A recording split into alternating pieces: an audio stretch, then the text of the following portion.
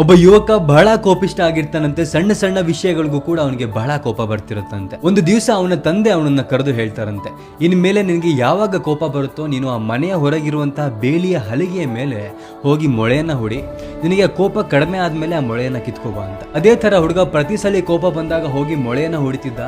ಕೋಪ ಕಡಿಮೆ ಆದ ತಕ್ಷಣ ಮೊಳೆಯನ್ನ ಕಿತ್ಕೊ ಬರ್ತಿದ್ದ.